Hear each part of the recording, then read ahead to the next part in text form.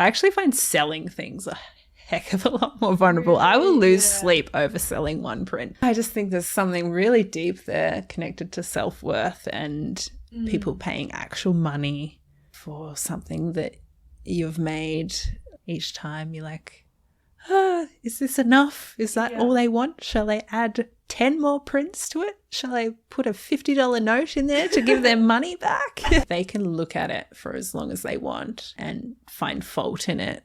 See, that's very vulnerable to me. Like they can hold it in their hands and find fault. Like ultimately I'm just afraid of people looking at something and not finding it enough.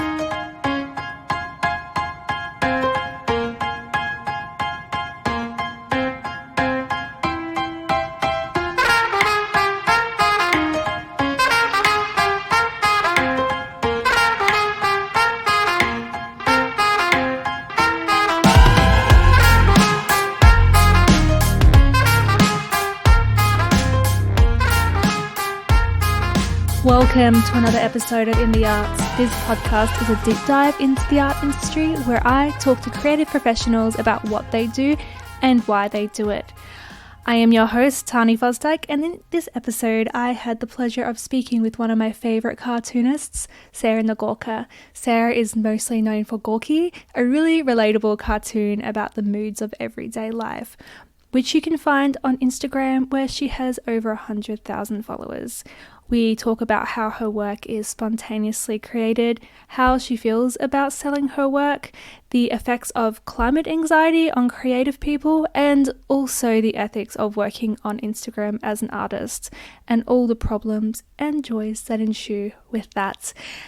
Thank you so much for listening to this episode. I hope you enjoy it.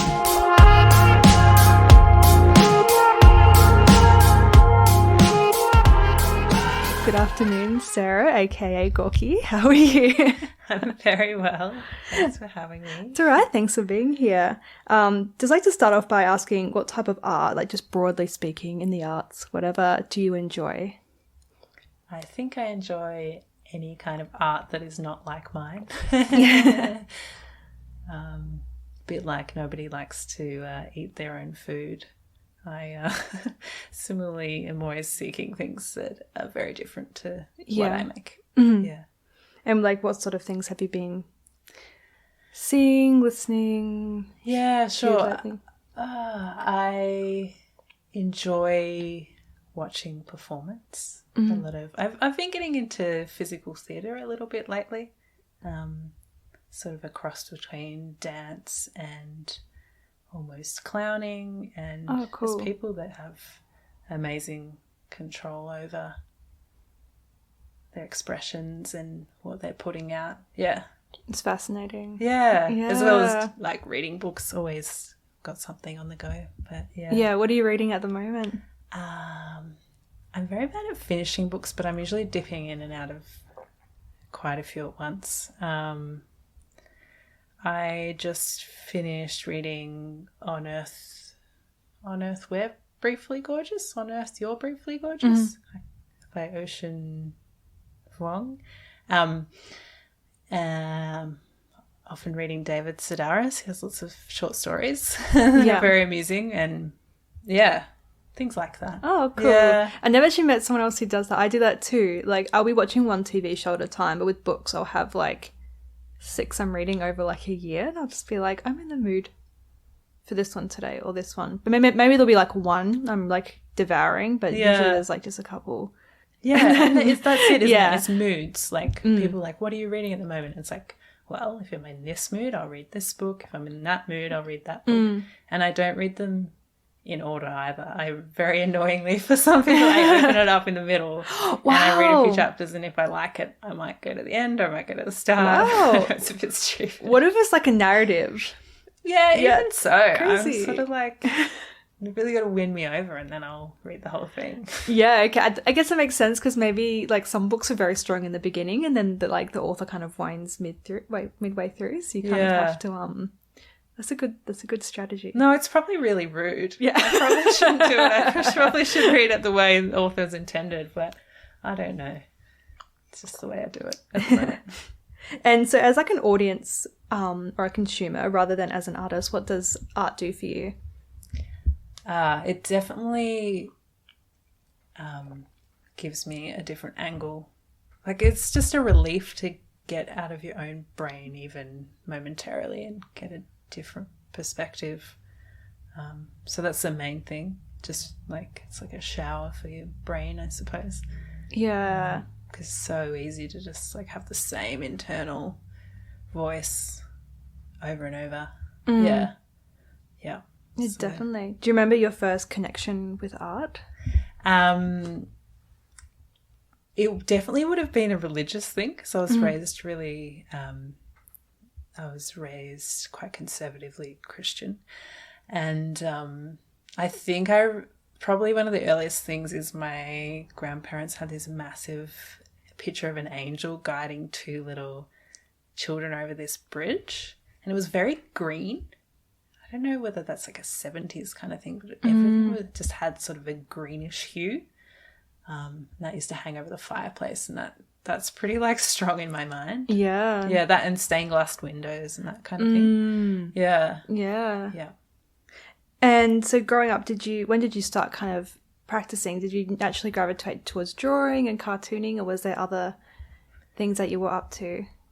Yeah, my mother was very actively involved in my education, not like during school, but she like started to teach me how to read and things before I went to school, and also would make paint for me out of like flour and just encourage me to like paint the walls, not inside but definitely outside. And she just definitely encouraged creativity in me. So I'm not sure about art exactly, but just expression, and especially expressions of emotion were definitely encouraged, and that's probably more the basis of my art than a fine art background or something. Yeah. So did you I wanted to ask you, like, when did you find your voice? Was it like very linked to being able to articulate your emotions?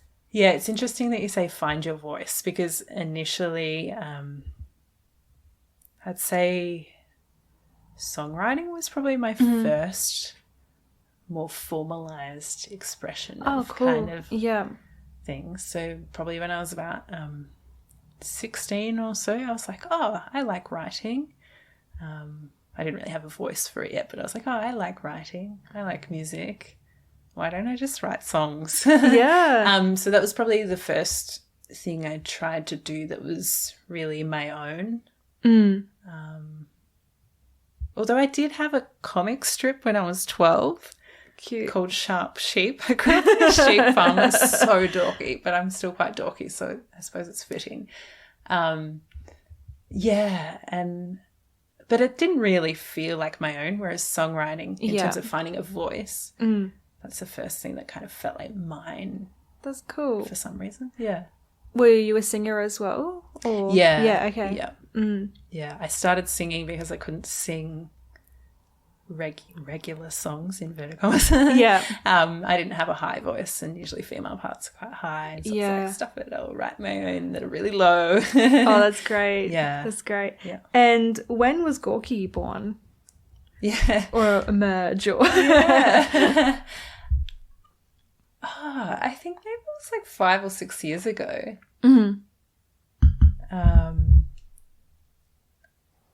I was trying to find a new identity, basically, because I'd been in another industry, and I was just trying to work out what my new thing will be. And initially it was more out of commercial reasons that I called it Gorkie. I was going to do like informational videos kind of thing. Yeah, I was like, what do I brand myself as? And then somehow it turned into this like personal outpouring of emotion. Wow. Yeah. Yeah. I can't remember the exact. I think I called myself Gork first. Yeah. Because it's a derivative of my last name, Nagorka. Ah, yeah, I would get called Gorka and other things at school and uni. So yeah. But I changed it to Gorkie. Gorkie. It's a bit softer. Yeah. Yeah. I always wondered that because isn't there like another artist called Gorkie? Yeah, there's it's actually quite a common word in kind of Eastern Europe and even in Russia. There's like a park, like this infamous park called Gorky Park. Gorky Park. In Russia. And there's soccer players and all kinds of people with the word Gorkie in their name. Yeah. Not so much in Australia. Yeah. And who has Gorkie kind of developed to be in 2019? Oh, good question. Always restless. Always looking at the next thing rather than being satisfied with where things are at. Yeah. Yeah. Very introspective, of course. Do a lot of navel gazing. Who is Gorkie? I feel like you'd be able to answer that better than I can. If you're on the inside, it's too hard. Yeah. I mean, do you feel like as time's gone by, there's been a distinction between Sarah and Gorkie, or are they more merged together? I think there's become more of a distinction. Mm-hmm. It's become more obvious to me over time what I'm doing with, like, the character of Gorkie. Mm-hmm. It is still very much me. Like, it is definitely an honest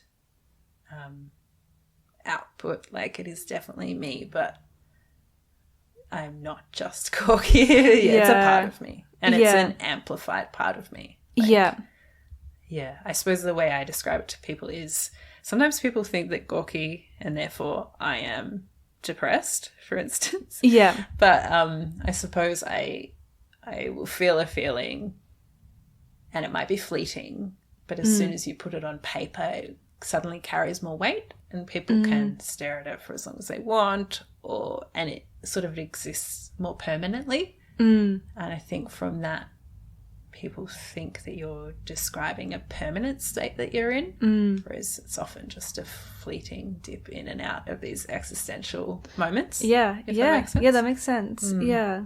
Yeah.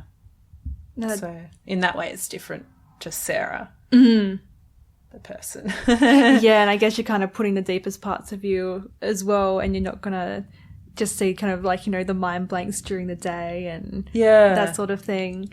Although I do try. It's kind of is my task. I'm trying to describe what the mundane things are. Yeah. Because there's a lot of work that deals with extremes, and I'm trying to deal with sort of the everyday existentialism. Yeah.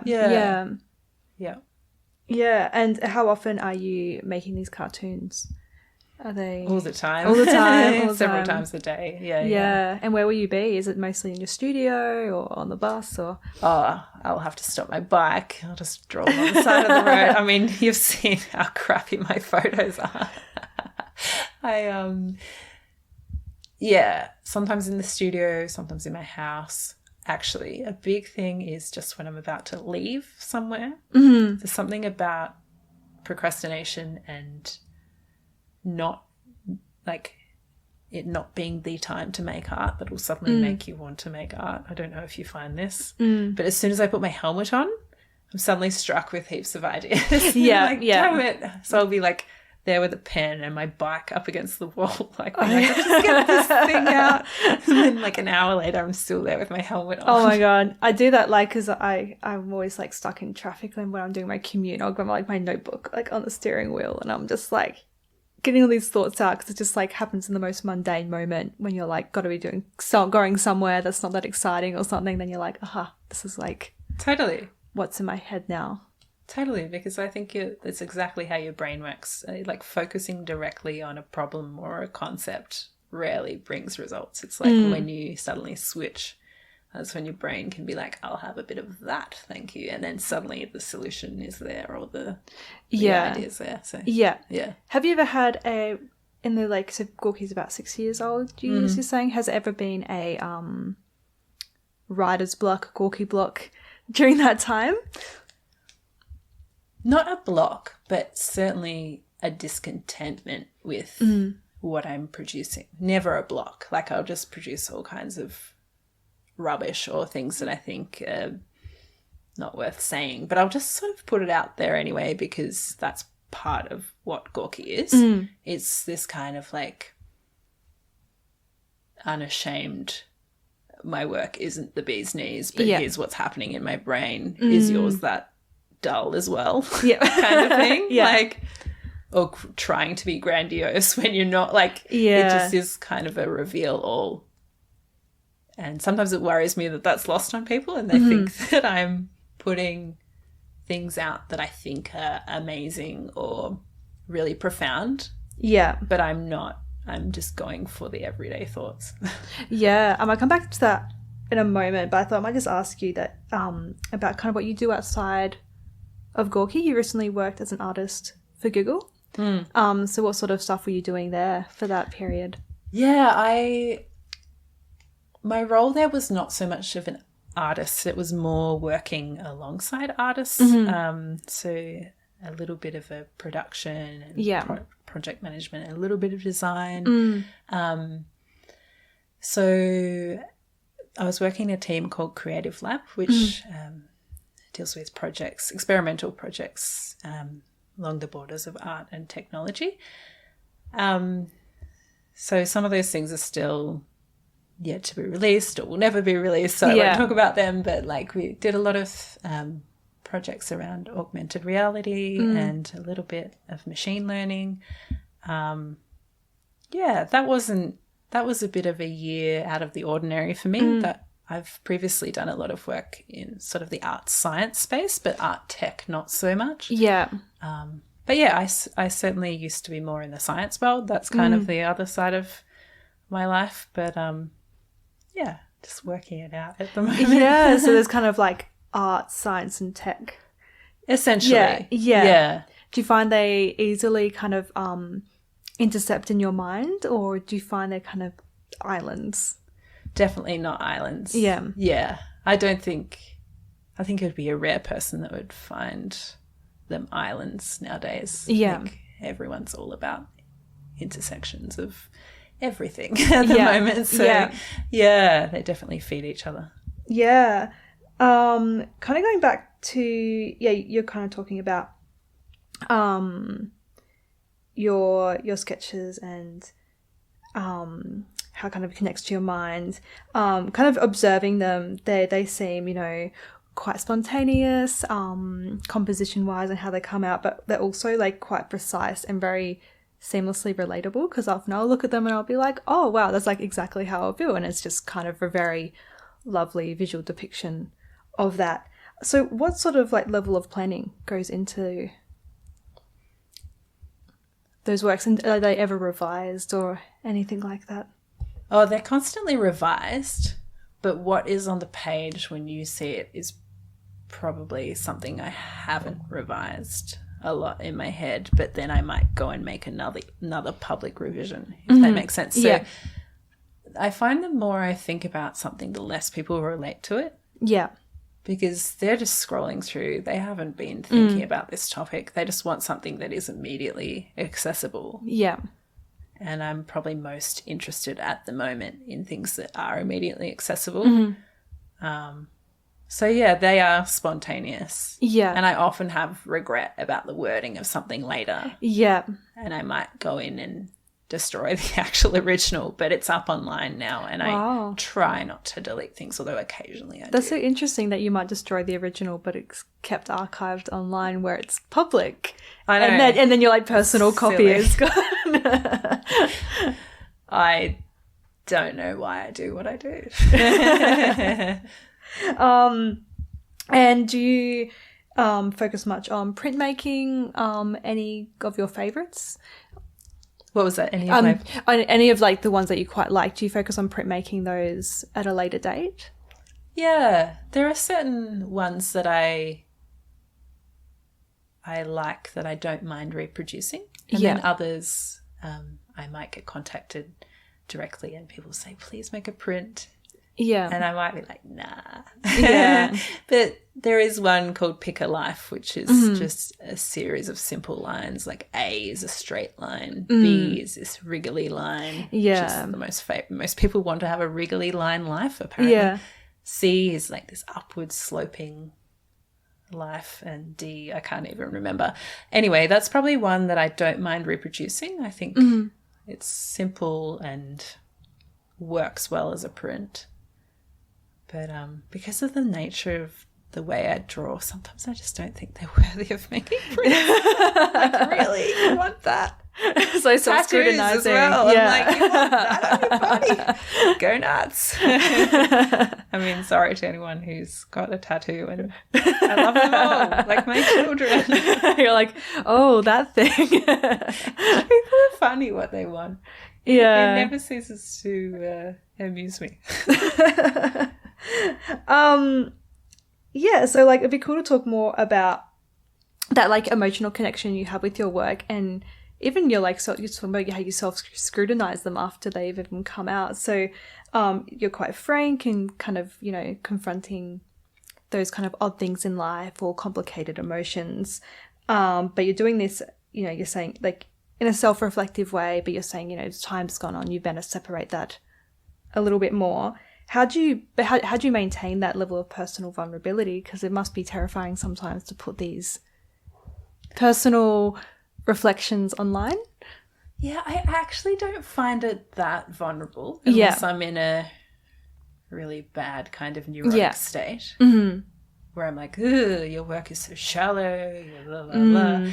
I can feel a bit vulnerable then. But honestly, because I don't speak about specifics that much, I don't find it that vulnerable. So a lot of my friends who are also artists, and let's say they do things in the mental health arena or something, they're often a lot more specific about things, but there's something about the vagueness of mine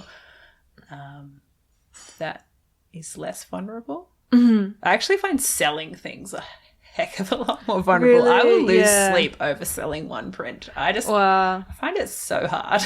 Yeah. Why do you think that is? Oh, I just think there's something really deep there connected to self-worth and people paying actual money for something that you've made. Oh, I don't know. I find it really hard, and it's only getting mildly easier over the years. Like, if anyone has any good advice, I am all ears. Wow, that's so interesting. I feel it. I'm even talking about it. I can feel it like in my chest and my stomach. I find it so hard. Do you sell many prints, or are you kind of are you quite protective of those, do you think? If people hound me down, I will sell. But man, they've got to ask me a few times. Wow, This is why I sell a calendar, because to me that's like 12 prints all at once. Yeah. It's kind of easy and cheap, and after a while you sell enough that you don't think about it too much. Yeah. Whereas if it's just an individual print that's going out each time, you're like, is this enough? Is that all they want? Shall I add 10 more prints to it? Shall I put a $50 note in there to give them money back? Do you find it's because it's like a physical item going into someone's home? Is that part of that? Yeah, definitely. Yeah. They can look at it for as long as they want and find fault in it. See, that's very vulnerable to me. Like they can hold it in their hands and find fault. Like ultimately I'm just afraid of people looking at something and not finding it enough. Like it goes quite deep. It's like something about it. Yeah, just being found to not be enough. Yeah. Is ugh. Yeah, that's terrifying. It is. I don't talk about this often. Now I'm talking about it, I'm like, wow, that's so interesting. Maybe I should get therapy again. Do you ever purchase other people's artwork? Yeah, quite often. Do you ever do that to them? You're just like, this is not enough. No, never not this is not enough. But of course I analyze it because I'm like, interesting. Nice packaging choice. This is great. Yeah. And what about, you know, because there's like the very, you know, emotionally invested aspect. What about humor? Do you think humor is important in your work? Yeah, I don't actively set out to make things funny. I just think the world is quite absurd. So if there's an element of sort of absurd humor or something in there, it's just because that's how I see it. I haven't tried to. I think cartooning in general, like when you think of cartoons, I'm thinking of like the old style New Yorker. I know it's changed a lot in the past few years with different editors, but if you think of traditional cartoons, there's quite a forced humor about a lot of them. Yeah. And so I don't ever want to do that, basically. Yeah. So if I find myself trying, that's when I sort of just stop. Yeah. So if there's humor in there, it's because I felt like it was funny at the time. Yeah. Not because I've tried to inject it. Yeah. It was a very long response to a very simple question. That's good. And what sort of mood do you think you're pursuing? I don't think I'm pursuing a particular mood. Mm-hmm. Maybe just curiosity. Yeah. Yeah. I'm not trying to drive a particular feeling. Yeah. Just like an interest in how, in your internal world. Yeah, it's not so much an interest in my internal world. I'm just intrigued. Like, often my things are supposed to be questions. Yeah. For other people. Like, do you think this too? Yeah. So maybe curiosity. Curiosity, cool. And kind of going more into the context of where you're working, a lot of your work is online, so you're operating quite a lot as an artist on Instagram. Probably one of the first generations of people to do that and to grow as an artist on Instagram. Like, I can't think maybe past 5 years ago, like how many people were doing that. So it'd be cool to talk about the ethics of that, because often people will be resharing your works and maybe editing them or tattooing them. I think recently you had someone embroider your work. So how do you feel about that way of people interacting with you? I'm still working out on a case-by-case basis how I feel about it. Yeah. It completely depends who is doing it and why, and even what attitude they approach me with. So I'm sure there's a lot of art theorists that have written much more intelligent things about this than what I'm about to say. But I'm finding it's really evolving. Like, I used to be, like, at one stage I had an exhibition in Preston at Balkan Gallery when that was still open, where people could actually take my work off the walls and photocopy it. I had an old school photocopier in there. And that was kind of my response to screenshotting work. I was like, what if you made that into an actual physical copying of the work in front of the artist? See how comfortable people feel then. And they were very comfortable. They were like, cool, sick. And they're like lining up and took all the work off the walls. It was really interesting. But like, I was openly asking them to do it. But I think I used to be more chill with it. Yeah. Like, sure, everyone use it. And now I'm like, hang on. Yeah. This is putting me in a really awkward spot. Everybody's using my work for marketing of their particular business or brand. Why isn't that getting paid for? Yeah.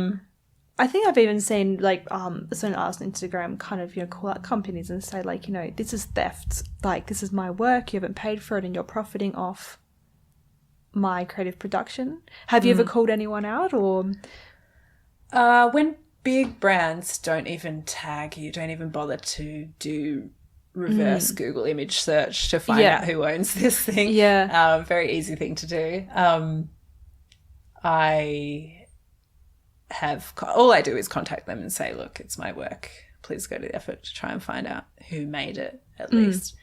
And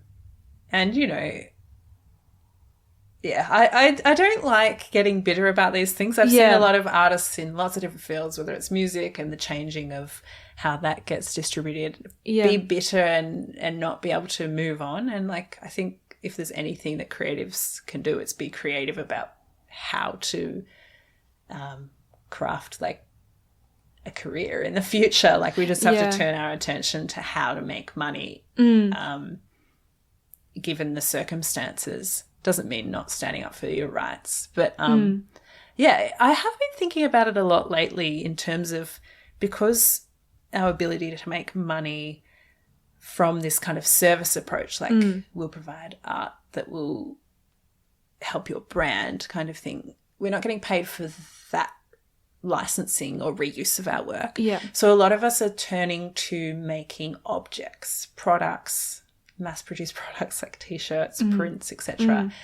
And then I've noticed within myself and other artists, we've come across like climate change, all this pressure to not be producing, not creating waste, not and we're just like, oh no, like where do I sit with using resources, making all this stuff?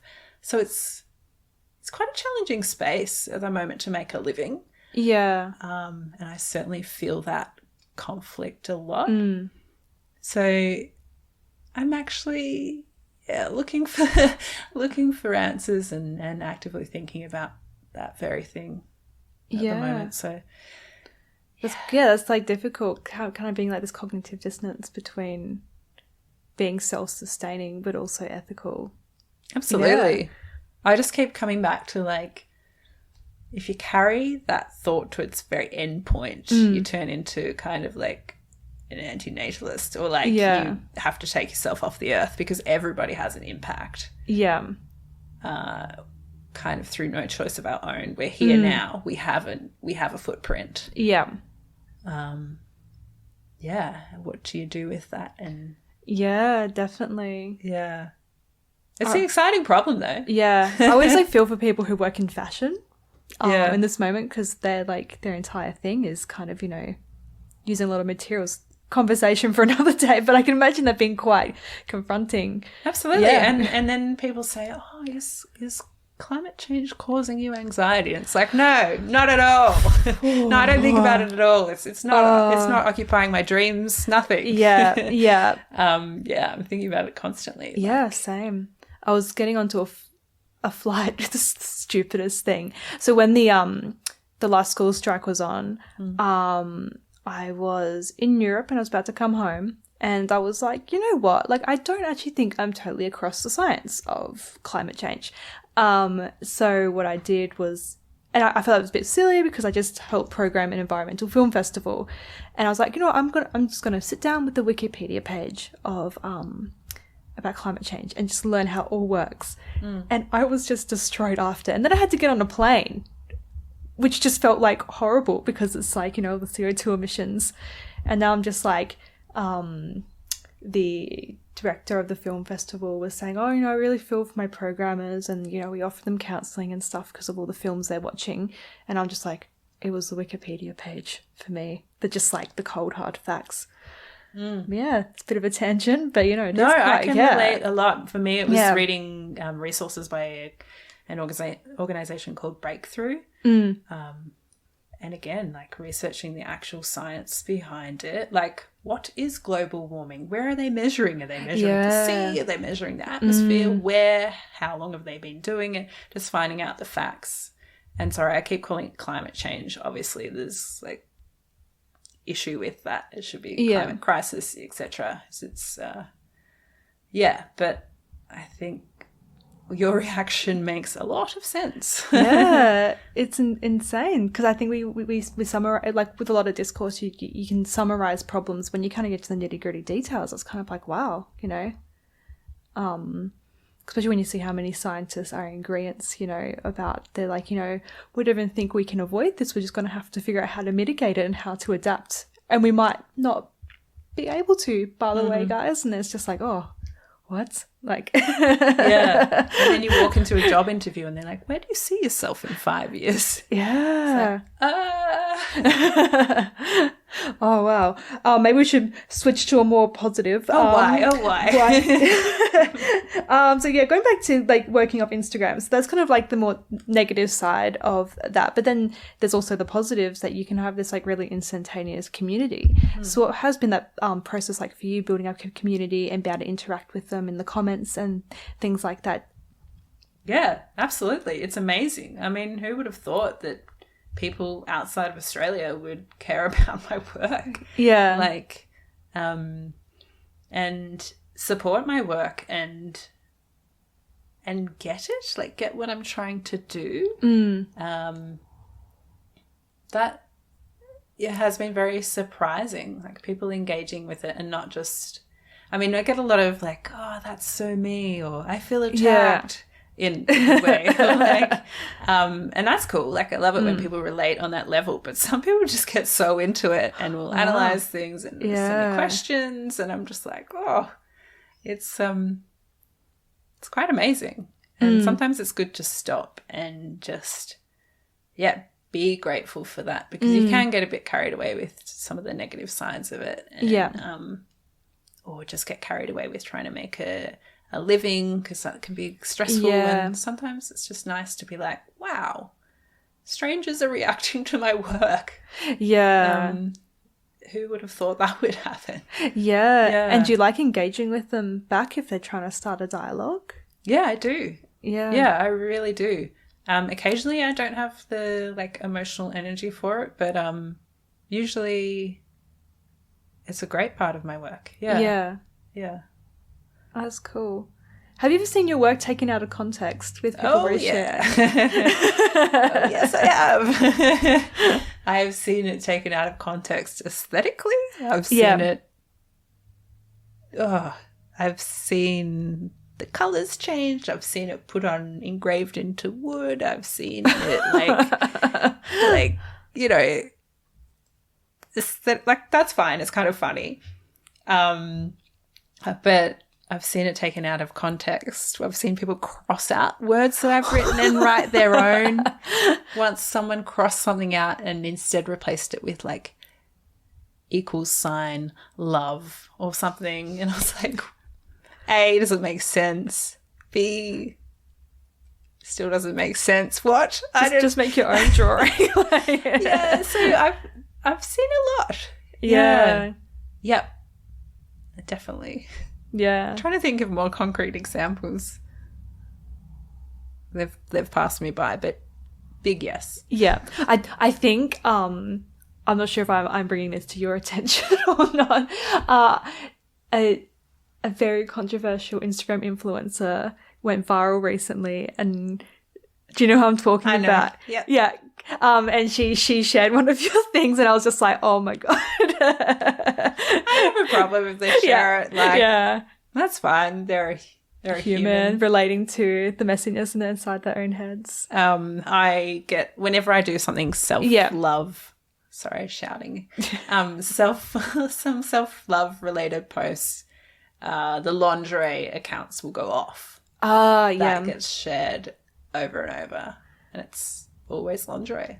How interesting. I just feel like I should get something free out of that. Like, in exchange, you just like invoice them like a couple pairs of lingerie. Not even as a joke. Like, we're talking big accounts here. Oh my god. I think you could spare something. It's kind of like an interesting social experiment being on Instagram and just seeing like what sort of communities react and what sort of people react and reshare and yoga and relate. Lingerie. Like yoga and lingerie. Mm-hmm. Do you find there's like a lot of people who are like young women as well, like majority of people who are engaging with you, or is it kind of across the board, different people? Absolutely. I've got the stats on that. It's shout out to all the men that do follow me, but it's 87% women. Wow. And that's I have no idea what the stats are for Instagram as a whole. But that's very cool. Female focused. Awesome. Yeah. That's good, good content for women. Yeah. I feel like a lot of cartooners were men in the past. Yep. Do you agree? I mean, honestly, I don't even know that much about the history of cartooning, but certainly like the big editors were. Yeah. I again refer to the New Yorker. It certainly had a sort of masculine energy about it. Mm. But I'm sure, there's Judy Horacek from Australia who is a well-known cartoonist. But I'm not sure. Yeah, neither am I. I'm sure like every industry has been male dominated in the past. That's what I was going to say, and then I was like, no, I think add a bit more nuance. Yeah. So you can find something. Examples. But you're not entirely digital, as you were saying. You kind of do make concrete sort of items, like, shirts, and you do, your calendars and things, and you're also based in a studio. So what is that, the importance of that to you, having kind of like a physical space and making physical items? Yeah, it's more about having somewhere to go, even if I don't do anything. Like sometimes I might just go there and snack and then write on. Actually, that's not true so much anymore, but certainly in the early days when I didn't have as many freelancing jobs or yeah, it would just be a place to have a conversation with someone, know that I'd been somewhere that day and not fall into the mental pit of just staying at home. Yeah. So it's very important in that regard. But nowadays it's more about storage as much as anything. Yeah, I bet. Put all my sketchbooks somewhere, put all my postage stuff somewhere, and it can be like a little bit out of sight, out of mind once you go home. Yeah. That's true too, having boundaries. Yeah. And what about being in a studio? Do you find much value in being around other creative people?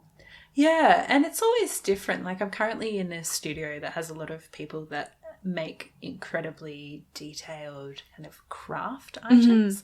So weavers and glass makers and that kind of thing. And that has a different vibe to previous places where I was there with sort of more commercial design workers and knowledge workers, that kind of thing. So always bring something really different to your practice, and it definitely influences it. In ways you might not expect. But just the human connection is so important. Yeah, definitely. Yeah. Outside of your studio, do you have much connections with other people in the cartooning community or art community in Melbourne? Or even internationally? Certainly connected with a lot of Instagram artists and Insta cartoonists internationally. Yeah. America is still the place to be, pretty much, if you want to be a cartoonist. Yeah. So it's good to connect with them online. In terms of the art community here, I'm probably more connected with the science community. Oh, to interesting. Be honest. Yeah. I'm getting more connected with the art community. But probably my strongest connections are in that intersection space, the art, science, kind of performance, tech, those kinds of areas. It probably keeps your mind open as well. Yeah. I mean, when you're worried about some design problem you have, you just go to a performance event and you're like, oh, who cares if I got the bleed line of that wrong. Yeah I think I was kind of stuck more in the visual art space for a while, and then this year I've seen like a lot of theatre, and I was like, oh, I just love how forward it is. It's just kind of like, there's no guessing what it's about. You can kind of just see it, and it's so like in your face, and I love that about performance. Yeah. It's very immediate. Yes. In some ways, kind of like... But you still have to spend time with it. Structured immediate. Yeah. With like visual art, you kind of like... It doesn't have the time where you can just look at things for like... It's like the average person looks at a piece of art for 6 seconds. Oh, which is depressing. Really? Yeah. But you think about... I'm cry. And that's like a museum stat, which is like almost even sadder because like, you know, there's these... That's not even Instagram. It's probably like 3 seconds. Yeah. -3 seconds. Yeah. So it's just kind of like, don't have the attention for people for that long. But then with theatre, I find that you're kind of like forced to sit there for 2 hours and really ruminate on the story they're telling you and the themes that they're conveying to you and thinking about it. And it can be boring. Yeah. It can, quite frankly, be boring. Yeah. And then you're like, oh my God. Yeah. Get me out. Yeah. Absolutely. Yeah. But that's good. It's not a bad thing. It's good. Cool. And I wanted to like talk a bit more about kind of like the industry of cartooning. I guess I don't know much about it. I follow a few cartoonists on Instagram, so I'm not sure what it is like as like an industry per se. But like what sort of value does it have in 2019, or do you think it's a popular form of art to engage with? Well, I think this is good that we're coming off the back of the 6-second fact that you just threw out there. People stare at art for 6 seconds. Yeah. I think you need all the tools you can if that's the case. And so the combination of the visual and the text has really come into its own. Yeah. Weirdly enough, in this digital age. Oh, I sound like I'm 50 saying digital age. But yeah, in this digital age, we've got such a short attention span. So and video will, like, moving image will always be up there in terms of keeping people's attention. But for this very instantaneous, like, moment, the cartooning has got a bit of a moment in history at the moment, I think. Yeah. I kind of like read something somewhere that graphic novels are kind of making, you know, strides. They're kind of like a really popular form of people to engage with. Yeah. So do you think it comes down to attention span, or is there anything else you think that... Attention span, and also this glut of information. Cartooning is often very reductive, and in that way, not reductive conceptually. No, reductive conceptually, but not in a kind of, I'm not making a value judgment on it. I just mean purely that it reduces concepts and makes things clearer in a way that's so necessary at the moment, because everyone's just in a fog of information and really fast information. Yeah. So, yeah, I can totally understand why graphic novels are popular at the moment. Yeah. Yeah, I guess it's kind of like helping people process complex ideas and moments into kind of like really simple. Sort of like, and the text does help as well, I think. So people don't have to kind of think too abstractly. Yeah, totally. Kind of all the legwork has been done by the artist. Yeah. And I don't know if this is kind of like a passé thing to talk about, but just because it's like kind of current events when we're recording, this is probably being released like months later. But for people who are listening next year, back in October when we're recording, very popular Australia cartoonist, I probably can't pronounce his name, Michael Lunick? Lunick, yeah.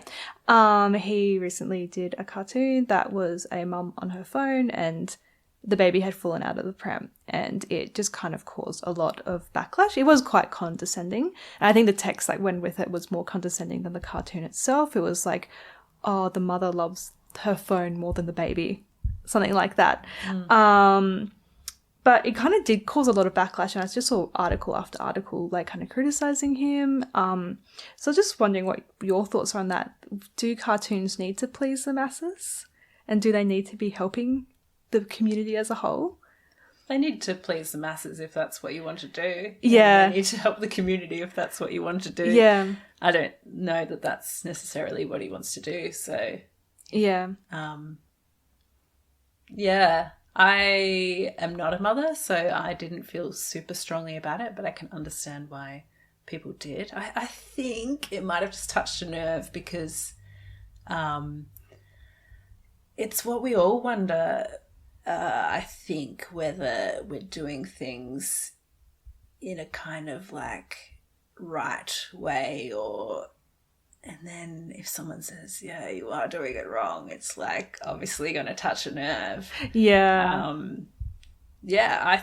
I don't think it was very tasteful, but that's going to happen from time to time. Yeah. I think I don't think he necessarily cares. Yeah. And maybe that's more of the issue. Yeah, that he wants to kind of I have no idea. I don't know him personally. I once smiled at him in a fruit store 10 years ago. But yeah, I have no idea. Yeah. Yeah, did he smile back, or was he just like... Yeah, he smiled back. I mean, who couldn't at this face? Yeah. How open it is. Yeah. Yeah. I think like in the context of his work, I kind of understand why people are upset, because he's done like anti-vaccination stuff and anti-women going to work, anti-abortion. Yeah. Which I was like, okay. But apparently his, and you might know this, his sister is also a very popular cartoonist. Mary Lunick. Yeah, she is amazing. She's incredible. Yeah. You should definitely, not you. Yeah. Everyone listening should check out Mary Lunick's work. Yeah, she's awesome. Yeah. Yeah, kind of going off that, have you ever offended people with your work? I know it's not very offensive, but have you ever struck my work is not edgy enough to offend people. I think I offended my mum for putting too much swearing in things. Yeah. But yeah, aside from that, I have no false idea that my work is powerful enough to offend people. It's very safe. So how dare you be sad? Yeah, no. And cool, like just to finish off, what can we see from you in the next 12 months? Ooh. I'm hoping to get more off the page, I think. Mm-hmm. I have a bit of a background in performance, and I'm itching to do, whether this is an iteration of Gorkie or whether it's a Sarah thing. I'm hoping to do a little bit more performance work, I think. Yeah. That's vague. Yeah. Because I'm still working it out. Yeah. And also just get out in the real world more with possibly an exhibition or some workshops and that kind of thing. Yeah, I'm itching to get off the screen. Yeah, cool. Yeah, talk to some more people and use your body. get out of my head.